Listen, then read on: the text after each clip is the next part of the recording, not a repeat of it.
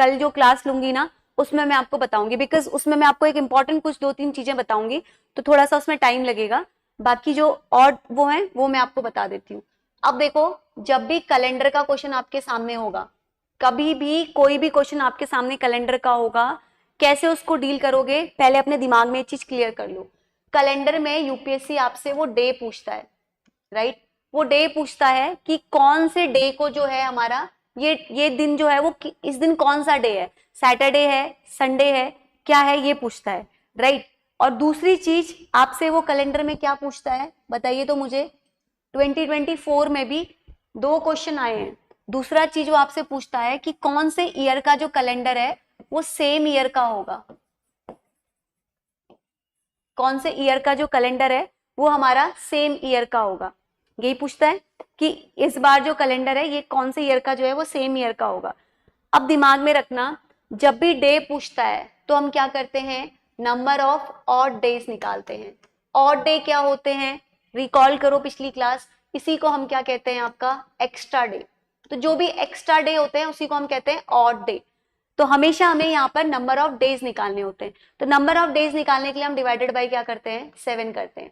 कोई भी कितना भी डिफिकल्ट क्वेश्चन दे उसमें आप डिवाइडेड बाय 7 करके ऑड डे या एक्स्ट्रा डे काउंट करोगे।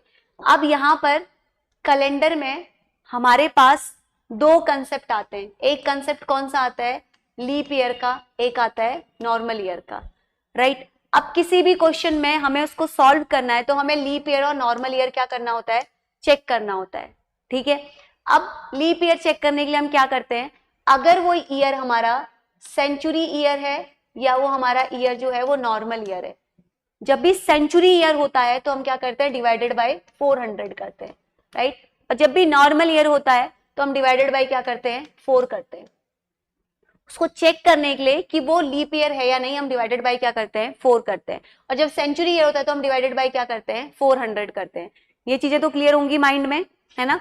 तो किसी भी वो पूछे आपसे कि उस दिन कौन सा डे था, तो हमेशा आपको ध्यान रखना है कि आपको कैसे निकालना है, ठीक है? दिमाग में बस कंसेप्ट को रिकॉल करो, बाकी चीजें खुद आ जाएंगी। और 1 बार 2 बार प्रैक्टिस करो उस चीज की। मेरे 50 बार बोलने से नहीं होगा, आपको एक बार जो है प्रैक्टिस करनी पड़ेगी।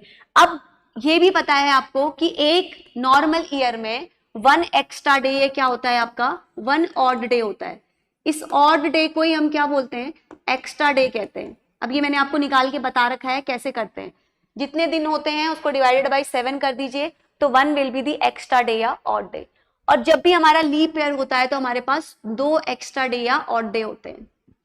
इतना तो क्लियर होगा, these are the very basic things, ठीक है? तो आपको कभी भी किसी भी क्वेश्चन को डील करने के लिए आपको क्या करना होता है, नॉर्मल ईयर में एक्स्ट्रा डे या ऑड डे चेक करते हैं। हम उस ईयर को पहले ब्रेक करते हैं, अभी समझाऊंगी स्टेप बाय स्टेप कैसे करते हैं। पहले ये कंसेप्ट समझो, लीप ईयर में डिवाइडेड बाय 400 करते हैं अगर वो सेंचुरी ईयर है। अगर वो नॉर्मल ईयर है तो हम डिवाइडेड बाय क्या करेंगे, 4 करेंगे। क्लियर? ये चीज समझ में आ गई? और एक लीप ईयर में हमारे पास 2 एक्स्ट्रा डे होते हैं और एक नॉर्मल ईयर में हमारे पास 1 एक्स्ट्रा डे होता है। इतना समझ में आया? अब देखो यहाँ पे, सपोज उसने आपको दिया है 15 अगस्त 1947, ठीक है? ये क्वेश्चन है। ऐसे उसने बहुत सारे क्वेश्चंस दिए हुए हैं, ठीक है? अब देखो करते क्या है, स्टेप बाय स्टेप समझो, खुद प्रैक्टिस करोगे। सबसे पहले मुझे इसको सॉल्व करना होगा 1947 को। First step is step number 1। Step number 1 क्या होता है, सॉल्व द ईयर, ठीक है? जो भी ईयर दिया है उसने आपको, ऐसे आपने देखा होगा उसने 2099 ईयर दिए हैं, पीवाईक्यूज में हमने किए 2000 कुछ 47, कुछ भी ईयर दे सकता है, एनी ईयर, डजंट मैटर कि वो कौन सा ईयर है, राइट? तो सबसे पहला काम आपका क्या होता है, आपको सॉल्व करना होता है इस ईयर को, ठीक है? जो ईयर दिया है इसको सबसे पहले सॉल्व करोगे। अब कैसे करोगे, उसके लिए सबसे पहले देखो क्या दिया है, ईयर क्या दिया है, 1947, ठीक है? तो अब मुझे करना क्या है, मुझे सॉल्व करने के लिए इसके सबसे पहले मुझे कहां जाना पड़ेगा, इसके नियर बाय सेंचुरी ईयर पे जाना होता है। क्यों जाते हैं हम नियर बाय सेंचुरी ईयर में, बिकॉज सेंचुरी ईयर में हमारे पास जो लीप एक्स्ट्रा डे होते हैं वो कितने होते हैं, 0 होते हैं। तो मुझे बताओ 1947 के नियर बाय सेंचुरी ईयर कौन सा है। हम ऊपर वाले सेंचुरी ईयर में कभी नहीं जाएंगे, हम नीचे वाले सेंचुरी ईयर में जाएंगे, समझ रहे हो। मैं इसके आगे 2000 या कोई बड़ी वैल्यू पे नहीं जाऊंगी, इसकी छोटी वैल्यू पे जाऊंगी, ठीक है। तो इसके नियर बाय सेंचुरी ईयर कौन सा है? 1900।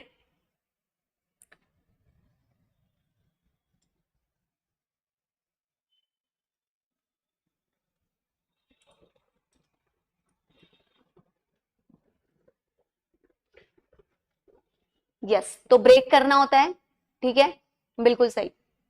अब इसके बाद क्या करोगे? मैं सॉल्व नहीं करूंगी, आप लोग खुद करेंगे। पहला स्टेप क्या है? नियर बाय सेंचुरी ईयर में जाना है। आपको स्टेप पता होने चाहिए, कर तो खुद ही लोगे। नियर बाय सेंचुरी ईयर में जाना है, और कोई भी ईयर सेंचुरी ईयर है या नहीं है?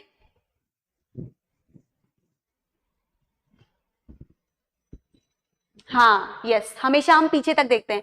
और कोई भी ईयर सेंचुरी ईयर कौन सा होता है? अब ये भी बता देती हूँ इतना बेसिक, जिसके पीछे 0 0 डबल लगते हैं, these are known as the century year, ठीक है। जैसे फॉर एन एग्जाम्पल 1600, ठीक है, 2 0 होने चाहिए तभी सेंचुरी ईयर होगा। अगला 1700, उसके बाद अगला 1800, ये जो है ना, ये 0 0 वाले, ये हमारे क्या है? सेंचुरी ईयर है। ऐसे ही 1900, तो कॉमन सेंस लगाओगे कि इसके नियर बाय सेंचुरी ईयर कौन सा होगा। अब चेक करने के लिए कि ये ईयर मेरा सेंचुरी ईयर है या नहीं, हम क्या करते हैं? हम डिवाइडेड बाय 400 करते हैं, ठीक है। किसी भी ईयर को चेक करने के लिए आप क्या करोगे? डिवाइडेड बाय 400 करके चेक करोगे कि इनमें से कौन सा सेंचुरी ईयर है और कौन सा सेंचुरी ईयर नहीं है। इतनी बात समझ में आई? तो पहला स्टेप हमें क्या करना होता है? पहला स्टेप हमें करना होता है कि हम उसके नियर बाय सेंचुरी ईयर पे जाते हैं, खुद करोगे, ठीक है।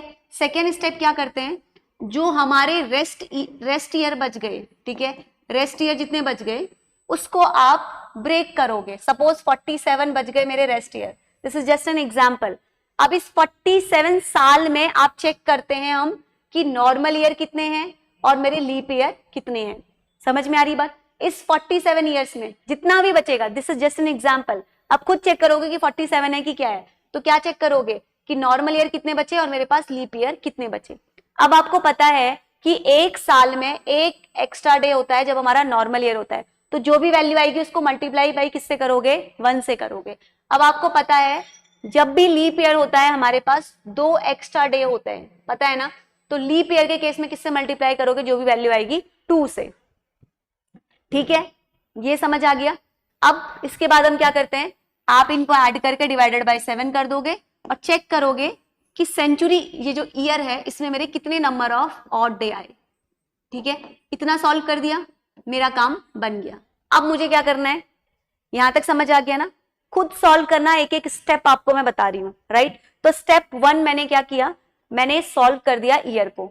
ईयर को सॉल्व करने के बाद मुझे पता चल गया कि इतने एक्स्ट्रा डे या ऑड डे आ रहे हैं। नाउ सेकेंड थिंग, अब हम क्या करते हैं? स्टेप नंबर 2 क्या होता है? स्टेप नंबर 2 इज हम सॉल्व करते हैं इसको 15 अगस्त को, राइट। हम पहले क्या करेंगे? अब 15 अगस्त में आएंगे। अब अगस्त में कैसे आओगे? देखो, जनवरी, फरवरी, फिर मार्च, देन उसके बाद अप्रैल, देन उसके बाद मई, फिर जून, फिर उसके बाद जुलाई, देन उसके बाद अगस्त, ठीक है। या तो आप सबका मंथ लिख के ऐड करो, या हर एक मंथ में कितने एक्स्ट्रा डे या ऑड डे होते हैं वो मैंने आपको बता रखा है, उसको मेमोराइज कर लो। मेमोराइज क्या करना है? जनवरी में कितने दिन होते हैं? 31 डेज, डिवाइडेड बाय 7 कर लो, आपको पता चलेगा जनवरी में कितने एक्स्ट्रा डे हैं, ठीक है। या तो आप ऐसे करो, नहीं तो आप सिंपल क्या करो, आप हर एक ईयर का कितने दिन होते हैं लिख लो, सबको ऐड कर दो। यहां पर हमें 15 अगस्त तक ही जाना है, तो 15 अगस्त तक का कैलकुलेट करके डिवाइडेड बाय 7 कर दो। अब इसमें जितना सिंपल आप कैलकुलेशन कर सकते हो उतना सिंपल आप कर सकते हो, ठीक है। अब यहाँ पे 7 से डिवाइड करने के बाद लास्ट में फाइनल स्टेप में क्या करना होता है? फाइनल स्टेप में आपको करना होता है जितने भी एक्स्ट्रा डेज या ऑड डेज आए, सपोज यहां से कुछ आए और यहां से कुछ आए, तो फाइनल में आप ऐड कर दोगे सबको और उसके बाद उसको डिवाइड कर दोगे किससे? 7 से। डिवाइड कर दोगे 7 से। अब जो वैल्यू आएगी उस पर आप चेक करोगे कि उस दिन कौन सा दिन है। अब एक कंफ्यूजन और होता है, पता है क्या? एक कंफ्यूजन और होता है, एक हमारी स्टार्टिंग होती है वैल्यू 0 से। अब ये चीज भी मैं आपको समझा देती हूँ क्योंकि बहुत सारे बच्चे इसमें भी कंफ्यूज हो जाते हैं। एक होता है हमारा 1 से, राइट, एक हमारा 0 से स्टार्ट होता है, एक हमारा 1 से स्टार्ट होता है, ठीक है। अब इसका क्या कंसेप्ट है भाई 1 से और 0 से स्टार्ट करने का? देखो, अगर आप जनवरी को 1 जनवरी को एज एन रेफरेंस डेट लोगे तो जनवरी में आप 30 डेज काउंट करोगे। प्लीज इस चीज को बहुत ध्यान से समझना। जनवरी को 1 जनवरी को आप रेफरेंस डेट लोगे तो जनवरी में कितने दिन लोगे? 30 डेज लोगे। अगर 30 डेज नहीं लिया तो ये रॉन्ग आ जाएगा। तब आप ये वाला पैटर्न फॉलो करोगे। आप कहां से स्टार्ट करोगे? 0 से स्टार्ट करोगे, यानी कि 0 को संडे, फिर मंडे, डैश डैश डैश। अगर आप जनवरी में 31 डेज ले रहे हो, ठीक है, जनवरी में 31 डेज ले रहे हो जनवरी को, तो आप यहां से स्टार्ट करोगे। दिस इज संडे और ये आपका सैटरडे। समझ में आई बात? तो कंफ्यूज मत होना कि मैंने जो है जनवरी में कितने दिन लिए, किसी का आंसर कुछ और आ रहा है, यहाँ पे वेरी करता है, ठीक है। अब जैसे यहाँ पर मैंने सपोज मुझे जनवरी से लेके कहां तक आना है? 15 अगस्त तक आना है, राइट। तो मैं जनवरी में यहाँ पे 30 दिन भी ले सकती हूँ, मैं जनवरी में 31 दिन भी ले सकती हूँ। डिफरेंस क्या होगा? अगर मैंने जनवरी को 1 जनवरी को रेफरेंस डेट लिया है तो मैं 30 तारीख लूंगी, क्योंकि 1 जनवरी को तो मैंने कर लिया ना, तो आने वाले दिन कितने हो गए मेरे पास? 30 दिन हो गए। अगर मैं जनवरी मंथ को ही ले रही हूँ तो मैं 31 दिन लूंगी। कंफ्यूज मत होना। जनवरी में 31 ले रहे हो, कोई दिक्कत नहीं है, 31 लो, बस फिर नंबरिंग 1 से लेके 7 तक करोगे, ठीक है। ये बात समझ में आई? ऐसे ही फिर फरवरी, मार्च, अप्रैल, मई, जून, जुलाई, अगस्त में कहां तक जाओगे? 15 ऑफ द अगस्त तक जाओगे। और यहां पर फिर निकालोगे कितने नंबर ऑफ एक्स्ट्रा डे या ऑड डे आए, एंड फाइनली आप ऐड करके डिवाइडेड बाय 7 कर दोगे। ये होता है पूरा प्रोसीजर। समझ में आया क्या? मुझे बताना जरा कमेंट में, समझ में आया क्या?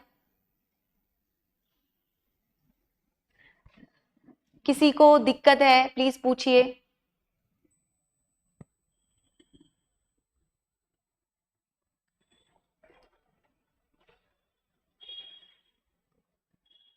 आपको समझ आया?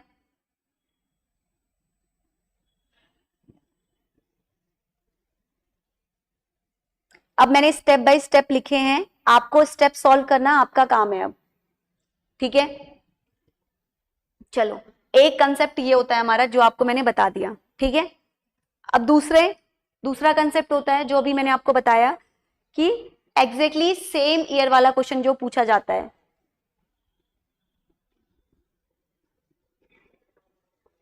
ठीक है, कौन सा क्वेश्चन? जैसे आप देखोगे दिस इज द 2024 का पेपर, यहां पर भी आया हुआ है। बस कंसेप्ट पता होना चाहिए था, चुटकियों का काम था इस क्वेश्चन को सॉल्व करना।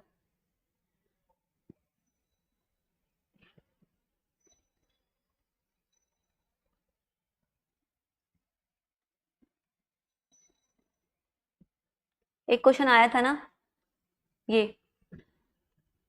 ये देखिए, ये दोनों क्वेश्चन बहुत सिंपल हैं, अभी बताऊंगी।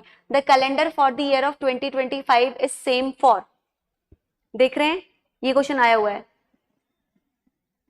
हाँ बता रही हूँ, रिपीट कर रही हूँ, डोंट वरी, रिपीट कर रही हूँ, ठीक है। दिस इज द क्वेश्चन, देखो, the calendar for the year of 2025 is same for, ठीक है। चलो अब देखो इसको कैसे करेंगे।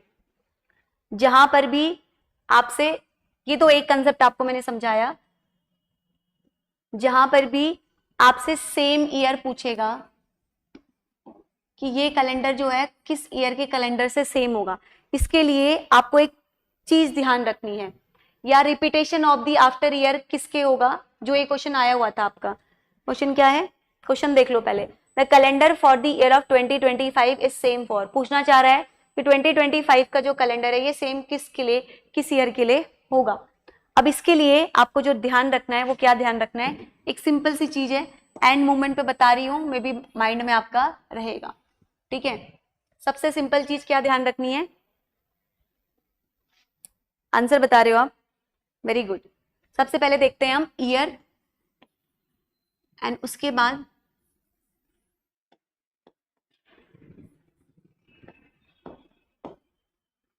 हम दूसरा इसमें चेक करते हैं कि उसका रिपीटेशन कब होगा, राइट। हम देखते हैं रिपीटेशन कब होगा। रिपीटेशन का मतलब क्या है कि वो कितने ईयर्स के बाद होगा, ठीक है। अगर वो लीप ईयर है तो वी विल ऐड 28, ठीक है। अब लीप ईयर +1, लीप ईयर +2, और उसके बाद हम देखते हैं लीप ईयर +3, ठीक है, लीप ईयर +3। अगर लीप ईयर +1 आ रहा है तो वी विल ऐड, किसको ऐड करते हैं? Very good, we will add 6।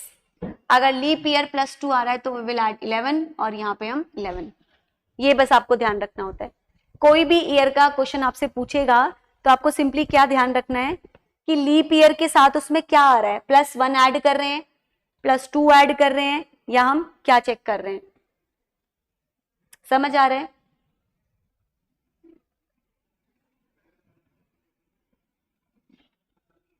अब कैसे देखेंगे ये, जैसे for an example,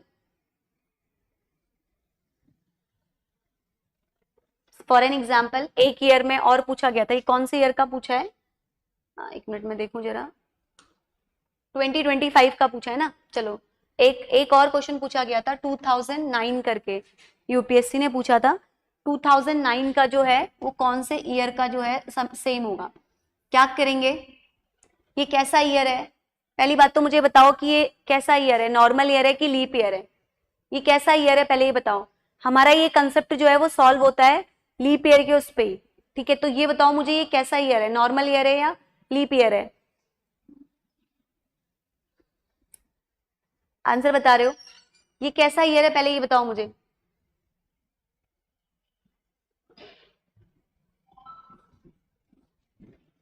ordinary year है, तो क्या करेंगे, this is the normal year. But हमारा कंसेप्ट तो कैसे सॉल्व करना है, लीप ईयर में क्या ऐड करना है। यस यहां पर हम क्या करेंगे, लीप ईयर +1 करेंगे। कौन सा है इसके नियर बाय लीप ईयर, ये बताओ मुझे, कौन सा है इसके नियर बाय लीप ईयर, कौन सा है इसके नियर बाय लीप ईयर, 2009 के। वेरी गुड, हम क्या कर रहे हैं 2008 +1 कर रहे हैं, राइट। तो हमने क्या किया, लीप ईयर +1 किया। तो मैंने अभी आपको क्या बताया, जब हमें लीप ईयर +1 करना होता है तो हम क्या ऐड करते हैं, 6 ऐड करते हैं, यही बताया। जब हमारी कंडीशन लीप ईयर +1 में ब्रेक डाउन होती है तो हम 6 ऐड करते हैं, जब हमारी कंडीशन लीप ईयर +2 में ब्रेक होती है तो हम 11 ऐड करते हैं। तो ये कैसे हो रही है ब्रेक, लीप ईयर +1 में हो रही है, तो कितना ऐड करेंगे, 6 ऐड करेंगे। आंसर कितना आएगा, सीधे ऐड कर दो 15, आ गया आंसर।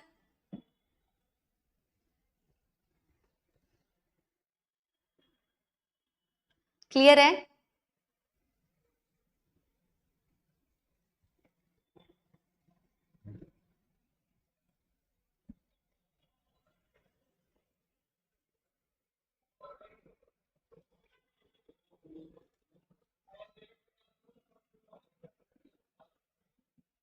क्लियर है। चलो तो यही कंसेप्ट पे अब क्वेश्चन आएगा तो प्लीज करेक्ट करके आना, ठीक है।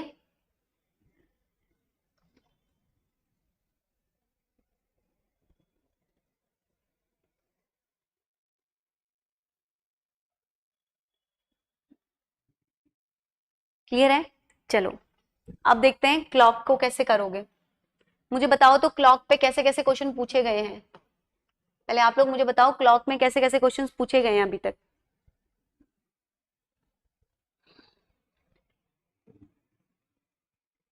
बताइए जल्दी से कमेंट में।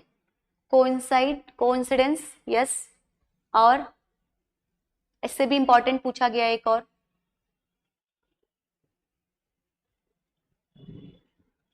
मिनट आवर, और एंगल, यस यस, एंगल वाला सबसे ज्यादा यहाँ पे पूछा जाता है, ठीक है। चलो सबसे पहले मैं आपको इसके एक ही फॉर्मूला है जो क्लॉक में हम यूज कर सकते हैं। वैसे मैंने बेसिक क्लासेस में 2 फॉर्मूले बताए हैं, अगर किसी को बिल्कुल ही प्रॉब्लम है ना क्लॉक में, तो मैंने जो फाउंडेशन में बहुत बेसिक में बताया ना, एक बार वो लेक्चर देख लेना, अगर बहुत दिक्कत है तो, ठीक है। नहीं है तो आप इसी से समझ जाओगे। एंगल इज इक्वल टू, हमारे क्लॉक में एक ही फॉर्मूला यूज होता है एंगल वाला, क्या होता है वो, क्या होता है बताओ तो मुझे, पढ़ा होगा आपने, 60 इंटू आवर्स -11 इंटू मिनट, यही फॉर्मूला होता है हमारा, 60 इंटू आवर -11 इंटू मिनट, ठीक है। पढ़ा है ये वाला फॉर्मूला, डिवाइडेड बाई 2, पढ़ा है, ये बताओ मुझे, divided by 2, this is the formula. Simple सा फॉर्मूला यही है जो क्लॉक में हमारा यूज होता है, इससे आप कुछ भी निकाल सकते हो। Angle is equal to 60 into hours -11 into minutes,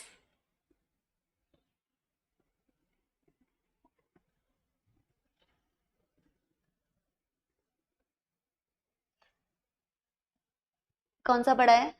11/2 minute equal 30 × hours. हाँ, तो आपने जो अगर पहले से करा है आप उसी पे कमांड करिए, इसमें भी कोई दिक्कत नहीं है।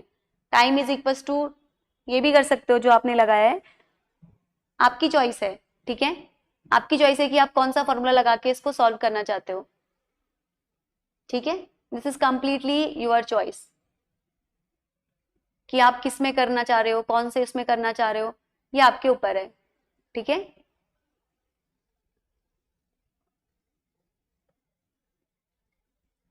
अब दूसरा कंसेप्ट यहाँ पे आता है।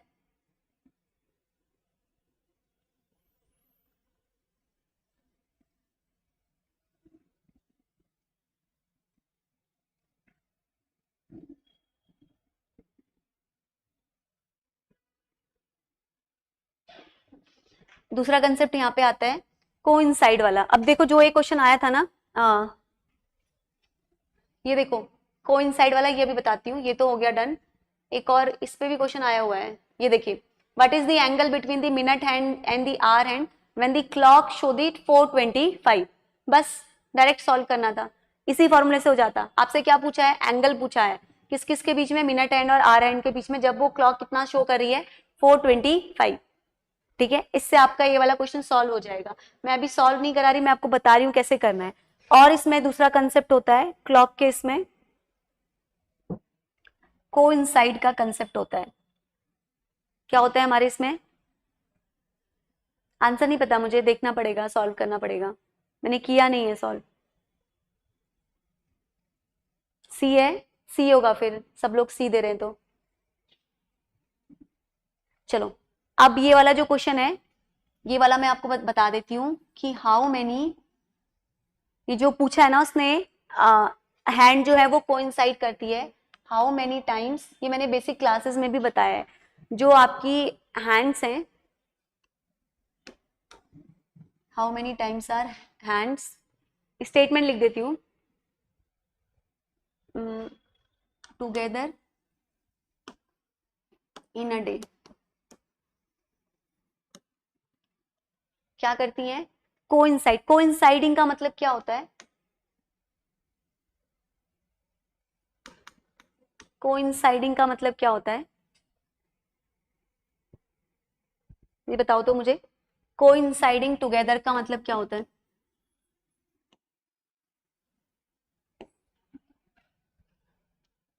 कोइंसाइड करना का एग्जैक्टली मीनिंग क्या है?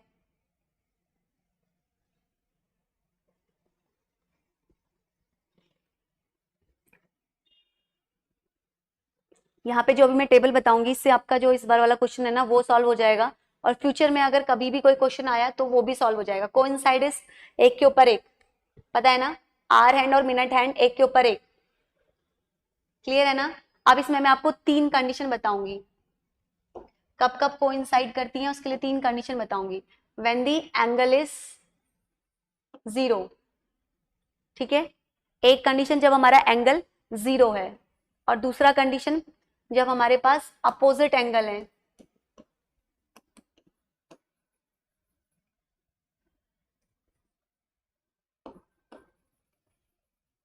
और जब हमारे पास राइट एंगल है,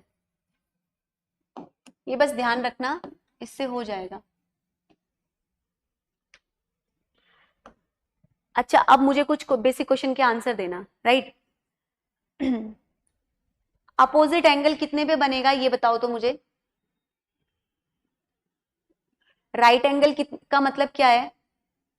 अगर मैं 1 आवर की बात करती हूँ, ध्यान से समझना, 1 आवर में हमारे पास ये कितनी टाइम जो है वो हैंड टुगेदर कोइंसाइड करेंगी, ये बताओ मुझे। 1 आवर में ऐसी सिचुएशन कितनी बार आएगी जब ये हैंड एक दूसरे के ऊपर कोइंसाइड करेंगी, ये बताओ मुझे।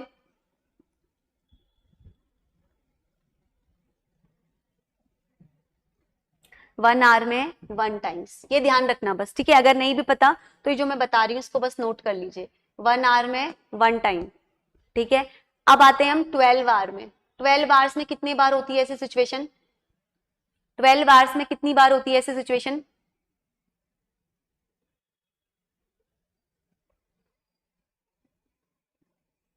बताओ मुझे, 12 आवर्स में कितनी बार होती है? यस, वेरी गुड, 11 टाइम्स होती है। क्यों होती है 11 टाइम्स? जो हमारा 11 से 1 का टाइम है, मैं यहाँ पे लिख देती हूँ 11 से 1 का टाइम है, घड़ी पे देख लेना एक बार, 11 से 1 का टाइम है, यहाँ पे एक बार एक कोइंसाइड करती है 1 टाइम, इसीलिए 12 आवर्स में हमारे पास 11 टाइम ऐसी सिचुएशन आती है। अगर मैं 24 आवर्स की बात करूं तो यहाँ पर बताओ मुझे 24 आवर्स में कितने टाइम होगा ऐसा? 24 आवर्स में कितने टाइम होगा? Very good, 22 times. ठीक है, चलो ये ध्यान रखना जब एंगल 0 है यानी कि एक दूसरे के ऊपर वो है। अब आते हैं जब वो अपोजिट एंगल पे हैं, ये ध्यान रखना बहुत जरूरी है। ठीक है, अपोजिट एंगल की बात करते हैं, तो अपोजिट एंगल में 1 आवर में कितनी बार होगा ऐसा, ये बताओ मुझे। अपोजिट समझ रहे हो, जस्ट एक दूसरे के ऊपर नीचे अपोजिट साइड पे होंगे। तो जब भी आपको अगर उसने क्वेश्चन पे लिखा है कि वो अपोजिट एंगल पे, तो एंगल कितने का बन रहा होगा उन दोनों के बीच में, ये बताओ मुझे। यहां पर तो एंगल 0 है, ठीक है, यहां पर कितने का एंगल बन रहा होगा जब वो अपोजिट पे हैं? एंगल कितने का बन रहा होगा 2 मिनट हैंड और आर हैंड के बीच में, ये बताओ। यस, अब इसको समझने के लिए अगर आपको दिक्कत हो रही है तो ये समझिए, this is the clock, right, ये हो गया आपका 12, 6, 3 एंड 9। ठीक है, अब देखो जब एक दूसरे के ऊपर है, कोइंसाइड कर रही है, यानी कि इसके ऊपर ही दोनों आर एंड मिनट हैंड है, तो यहां पर तो मेरा एंगल कितने का बन रहा है? 0 का बन रहा है, राइट। अब जब अपोजिट है, दिस इज द अपोजिट, ठीक है, ये एक दूसरे के क्या है, यहाँ पे आर हैंड है, यहाँ पे हमारी मिनट हैंड है, तो पूरा सर्कल हमारा कितने का है? 360 का है। तो यानी कि जब ये दोनों आपकी अपोजिट डायरेक्शन में होंगी तो कितने का एंगल बनेगा? 180 का। ठीक है, चलो, तो यहां पर मेरा एंगल कितने का बन रहा होगा? 180 का।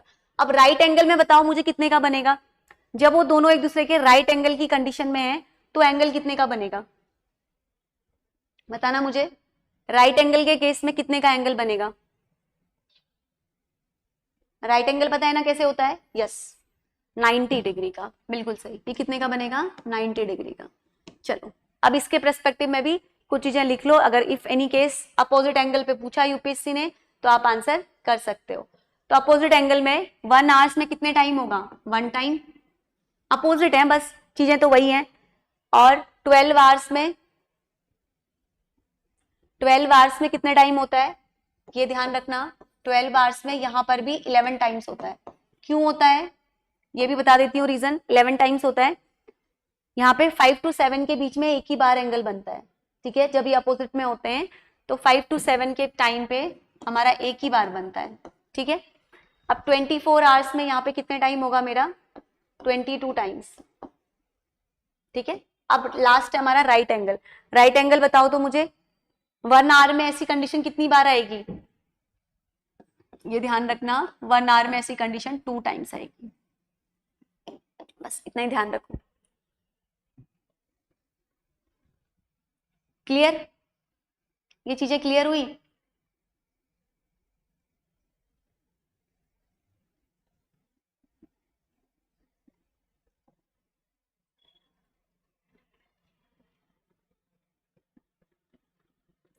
ठीक है, चलो अब आते हैं इस क्वेश्चन पे।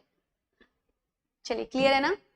क्वेश्चन में ध्यान से देखना, उसने क्या बोला है, एंगल किस चीज का बोला है, ये आपको ध्यान रखना है, राइट। चलो अब आइए इस क्वेश्चन पे। ये है, देखो क्या बोला है आपसे, 10 AM से आपको कहाँ जाना है? 2 PM तक जाना है। अब क्वेश्चन को ध्यान से पढ़ना इज वेरी इंपॉर्टेंट। देखो क्या है, how many times are hand and the minute hand coincide in a clock between the 11 to 2 times in a same day. मतलब 2 दिन के बारे में नहीं पूछा है, एक ही दिन के टाइम के बारे में बोला है कि 10 से लेके 2 के बीच में वो कितनी बार कोइंसाइड करेंगी। This is the question. चलो बताओ मुझे, अब भी मैंने आपको कंसेप्ट बताया है, एक कंसेप्ट जस्ट अभी मैंने आपको बताया है।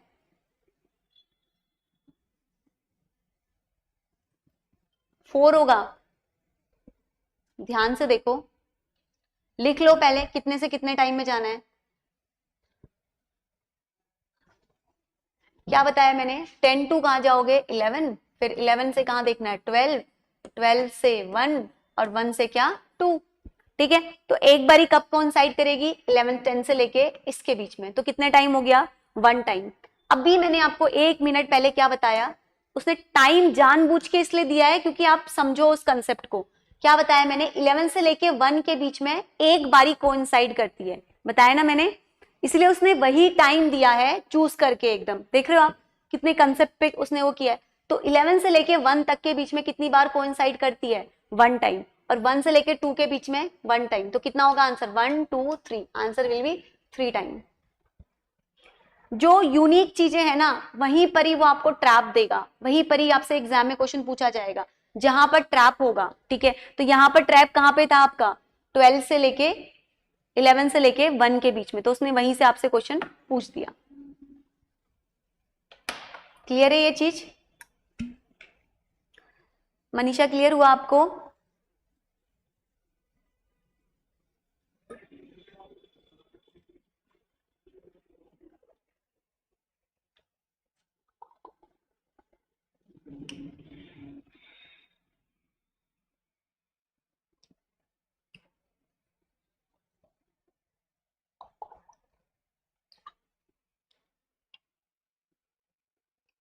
क्लियर हुआ ये, मुझे बता दो एक बार।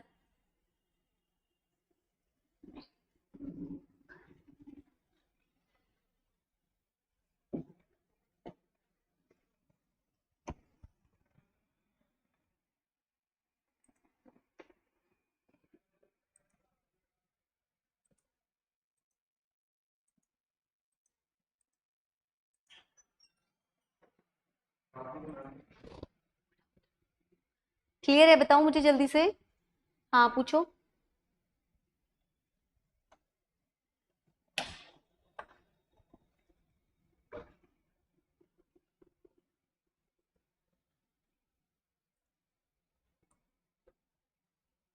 मतलब मैंने अभी अभी तो लिखा था, ये देखो, सी क्या लिखा था, 12 आवर्स में 11 टाइम कोइंसाइड करती है। आप ही ने मुझे आंसर दिया था ना, तो मैंने यहाँ पे कहा था आपको एक एक्सेप्शन लिख लीजिए, 11 टू 1 के बीच में होता है। तो उसने टाइम आपको कहां से कहां तक दिया था, 10 टू 2 दिया था। तो 10 टू 2 का मतलब क्या है, आपको 11 टू 1 में कितने बार देखना है, 1 टाइम्स, इसीलिए हमारा कितना आया आंसर 3। ऐसे ही जब अपोजिट की बात होती है, अपोजिट में भी हमारा 12 आवर्स में 11 टाइम ही होता है। क्यों होता है, बिकॉज 5 टू 7 के टाइम में वो एक बार कोइंसाइड करती है, इसलिए मैंने एक्सेप्शनल भी आपको यहाँ पे बताया हुआ है। टाइम लिखा हुआ है देखो, 11 टू 1 का टाइम। तो यहाँ पे आप टाइम देखो, 11 टू 1 के टाइम में वो कितनी बार करेगी, एक बार ही करेगी।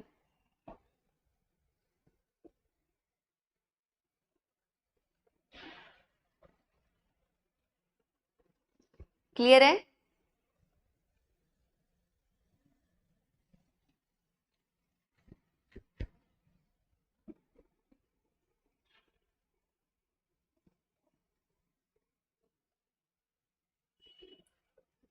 ठीक है, ये चीज बस ध्यान रखना, राइट। अब आप लोग क्या करोगे, आप लोग अब इसके क्वेश्चंस देखोगे, और कोई क्वेश्चन में दिक्कत होगी तो मेरे से पूछोगे। अब बाकी टॉपिक्स जो हैं यहाँ पे, मैं अब आप लोगों को टॉपिक्स ज्यादा बताने से फोकस करूंगी मैं, कि मैं क्वेश्चंस पे ज्यादा आपको अप्रोच बताऊं। तो ये दो चीजें कि मैंने बेसिक कंसेप्ट आपको समझा दिया। सिलोगिज्म का मैंने बता रखा है, जहां पे 100% करेक्ट होता है वहीं पे करेक्ट होता है। ब्लड रिलेशन और डायरेक्शन कल बता दूंगी, ये सारे टॉपिक्स। एंड इसके अलावा परसों मैं आप लोगों को ना स्टेटमेंट बेस्ड क्वेश्चन को सॉल्व करना बताऊंगी, क्योंकि अलग अलग तरह के हर एक कंबाइन लेके आऊंगी मैं, आपका रीजनिंग का भी, अर्थमेटिक का भी, सबके कंबाइन लेके आऊंगी। ठीक है, मैं अभी ज्यादा टाइम आप लोगों का वेस्ट नहीं करूंगी। कल मैं ये दोनों टॉपिक के बताऊंगी कैसे डील करना है, ब्लड रिलेशन और डायरेक्शन। हाँ, blood relation direction, coding decoding तो आप लोग कर ले रहे हैं ना। नंबर सीरीज के भी कुछ क्वेश्चंस करा देती हूँ मिक्स वाले, अल्फाबेटिकल और न्यूमेरिकल नहीं, उसके अलावा जो क्वेश्चंस है नंबर सीरीज के वो कल बता देती हूँ। तो ये सारी चीजें मैं कल करा दूंगी आप लोगों को, ठीक है। एंड उसके बाद जो है, उसके बाद मैं आप लोगों को वो बता दूंगी एक दिन स्टेटमेंट बेस्ड क्वेश्चंस को कैसे करना है, ठीक है।